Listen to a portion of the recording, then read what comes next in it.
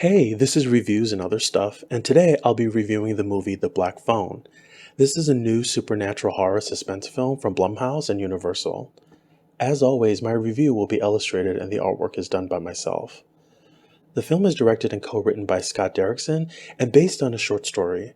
It stars Ethan Hawke, Mason Thames, and Madeline McGraw.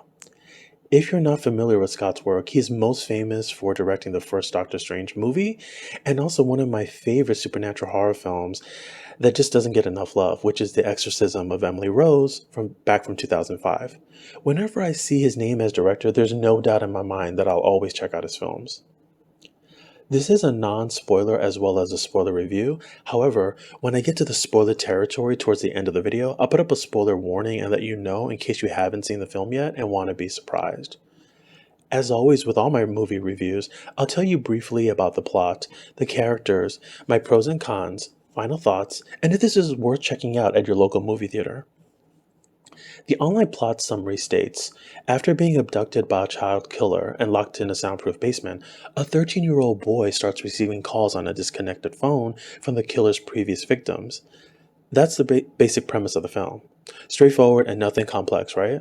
Or so we think. Now, I love good suspense films, so I couldn't wait to watch this.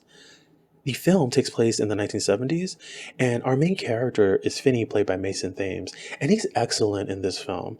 Like most kids his age, he's shy and gets bullied at school, and early on in the film, we are immediately introduced to the fact that the town has been experiencing several disappearances of young boys around his age.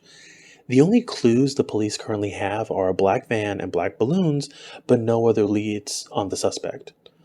One day on his way home from school, he ends up getting captured by the grabber, played by Ethan Hawke, and he's locked in a soundproof basement where he's held captive.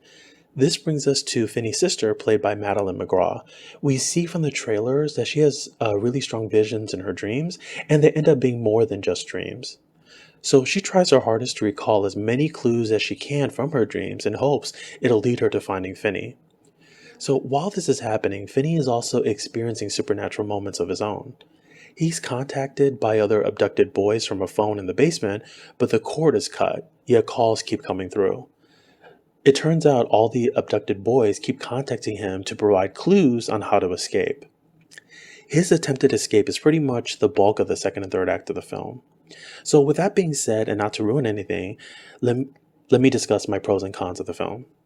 So I really enjoyed this film. So many suspenseful thrillers end up leaving out the suspense and thrills, and I'm not sure if the directors of those letdown films forgot they were making a suspense thriller during filming and editing. But not here. As always, this director delivers the goods. I only have one small con, and maybe it's just a small gripe, but during the twist and the slash reveal, the way that it is presented is not what I expected. Also, there are unusual things that happen throughout the film that go unexplained. So our suspension of disbelief has to be turned on to a level 15 here. We just have to accept it. Now, onto my pros. My first pro is the cast. The performances here are excellent. When I saw the trailer and saw it was going to be a film heavily focused on young kids as the main characters, I was a bit bummed because the entire premise seemed so interesting. We all know kid actors can be a hit or miss, and many times it's just a miss where the kid comes off obnoxious and you just wish they would have cast someone else altogether. But that doesn't happen here. Mason as Finney is amazing.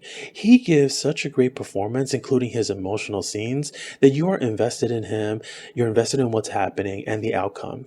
His sister is also good, and at first I was a bit unsure, but she won me over after I realized her gimmick and what her personality was about. Ethan Hawke is also great. He was kooky, scary, and intimidating all at the same time, and at all the right moments, and it just worked.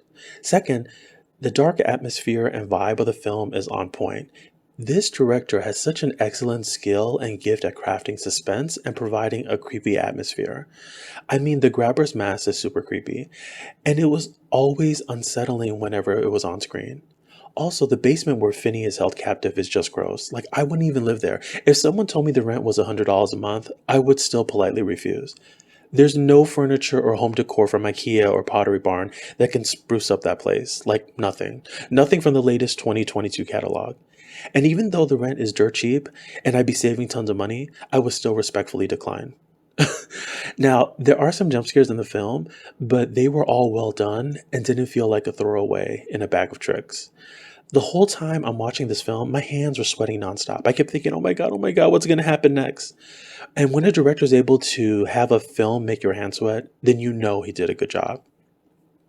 So that leads us to the spoiler part of my video. So here's your warning. And if you want to check back after you've seen the film, please do so. Once again, this is the warning part. So obviously our protagonist of the film, Finney, he does escape and ends up killing the grabber in the process during his final scene in the third act. The issue I had was with the big reveal of why the grabber was abducting boys. It's never explained, and there isn't a dedicated scene to explain his background or why he is the way he is, or what he does with the boys after capturing them. I mean, obviously, we know he ends up killing them, but what happens during the lead up? I mean, did something traumatic happen to the grabber in his childhood to make him this way? Was he rejected by girls at a young age repeatedly? Is he a serial child molester? We'll just never know. So we don't get an explanation of any kind and have to connect the dots ourselves. Now, during the escape, Finney ends up removing part of the grabber's mask and he freaks out and starts acting hysterical. So I don't know if he has body dysmorphia disease or something. And I'm not even sure if you can have that disease when you have a six pack. I mean, the grabber shows you his amazing six pack abs in the film. He's ripped, so I don't know if someone with a six pack can have body dysmorphia. The next is I found the sister to be a bit annoying, and her performance isn't as strong as Finney's, but she kind of won me over as the film progresses. She has some funny bits in the film, and I realize she is kind of there for comedic effect. When she cursed to God or Jesus in the film, everyone in the theater was laughing.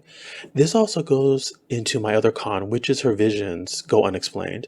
Like, how does she have that ability? I guess because this is a supernatural suspense film, we just have to accept it. I mean, the same goes with Finney. Why is he the only one able to talk on the phone with the dead? Once again, it goes unexplained. So my final thoughts are, this is a solid film. It gets an 8 out of 10 from me. It's an above average supernatural suspense thriller. It's excellently crafted and will have you on the edge of your seat. I was never bored. There was never a dull moment. I kept wondering what was going to happen next. The cast and the performances are amazing. The director delivers once again. And it's such a shame he didn't get to direct Doctor Strange 2 because the first one is way superior than the sequel. With that said, I highly recommend you check this out and see it at the movie theaters because I think it provides an engaging time at the movies. You'll be thoroughly entertained, and it's so well done that my small nitpick won't even matter. I hope you enjoyed this video. Also, if you like, please subscribe. It helps the channel out a lot. I try to make a video once a week if I can. Thanks so much, and thanks for checking out my review. Hope you enjoyed it, and leave your comments below on whether you liked the film or not.